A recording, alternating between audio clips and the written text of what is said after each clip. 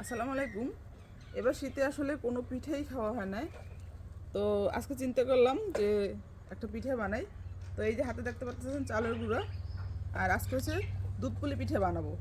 তো দুধ পুলি পিঠের একটু প্রসেসিংটা কিন্তু একটু কঠিন। তো যে জিনিস খাইতে মজা সেই জিনিস কিন্তু একটু করতেও কঠিন। তো চলেন সবাই রান্নাঘরে যাই।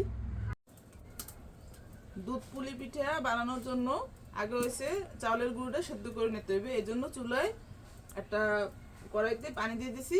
এখন চাউলের গুঁড়োটা সুন্দর করে সেদ্ধ করে নিব। পানিটা ফুটে উঠছে, এখন লবণ দিয়ে দিব। চাউলের গুঁড়ো দিয়ে দিতে আসি। চাউলের গুঁড়োটা দিয়ে সুন্দর করে একটু সেদ্ধ করে নিতে হবে। আটা সেদ্ধ হয়ে গেছে, এখন ডালিয়ে ফেলাই। আটাটা সেদ্ধ করা হয়ে গেছে, এখন আটাটা একটু ঠান্ডা হোক। আমি যে দুধ পুলি পিঠে হওয়ার জন্য পুর বানাবো, পুরটা বানাইনি। পুর বানানোর লেগে দিয়ে দিলাম মিডিয়া। এখন দিয়ে দেবো নারিকেল,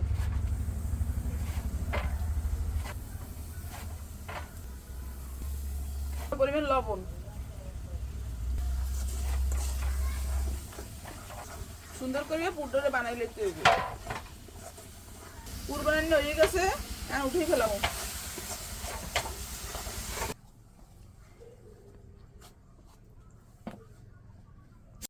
পিঠে বানানোর লেগে আগে আড়াই দিয়ে রুটির মতো বেলে লইতে হইবে। এখন একটা গ্লাস দিয়ে গোল গোল করে কাটতে লইতে হইবে। আর দুধ দুধ পুলি পিঠে কিন্তু খুব ছোটো ছোটো হয় সাইজ, তাই এইটার মধ্যে পুরটা দিয়ে পিঠেটা বানাবো। আশা করি আপনারা বুঝতে পারতেছেন। তো সবগুলো গোল গোল করে বানাই লই।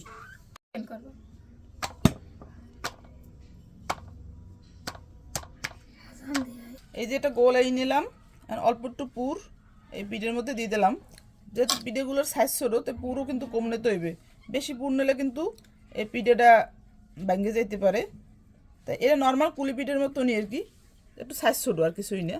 এই দুই পেস্টটা খুব সুন্দর করে চাপতে দিতে হইবে, কারণ যখন দুধের মধ্যে ভিজেমু তখন জানি এটা লিক না হয়ে যায়।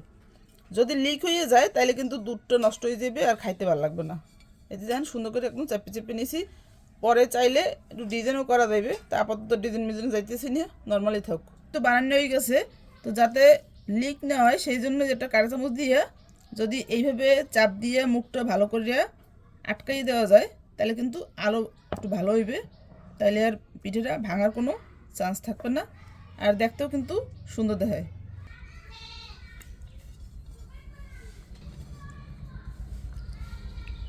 তো এই যে দুধটা দেখতে পারতেছেন, এই যে কইছে 2 কেজি দুধ। এই দুধটা কিন্তু আগে জাল দিয়ে নিছি, কোনো মিডিয়া চিনি কিছু মিশাই নেই। কারণ দুধ গরম থাকা অবস্থা যদি মিডিয়া মিশাতে যায় তাহলে কিন্তু দুধটা ফাটে যাওয়ার চান্স থাকবে। তা দুধটা ঠান্ডা হয়ে গেছে, এখন মিডিয়াটা মিশিয়ে পিঠেগুলো বানানো হয়ে গেছে।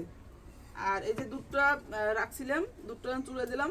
দুধটা গরম হয়ে গেলে আমি পিঠেগুলো দুধের ভিতরে দিয়ে দেব।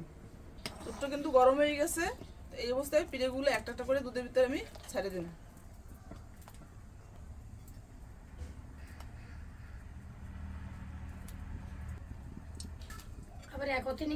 হালকা ভাবে একটু লাড়াচাড়া দিতে হইবে, বেশি জোরে লাড়াচাড়া দেওয়া যাবে না, পিঠে কিন্তু ভেঙে দিবে। কি সুন্দর দেখতে যা হয়েছে, খাইতে মনে মজা হইবে। তুই কমান দিয়ে কর ভিডিও কর। পিঠে হয়ে গেছে, এখন নামাই ফেলাম।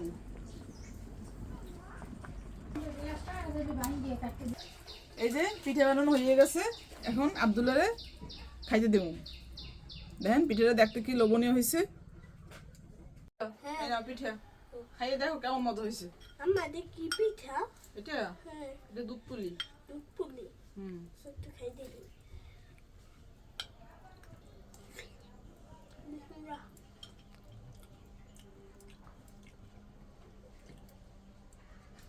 অনেক মজা হয়েছে। অনেক মজা হয়েছে। অনেক। তো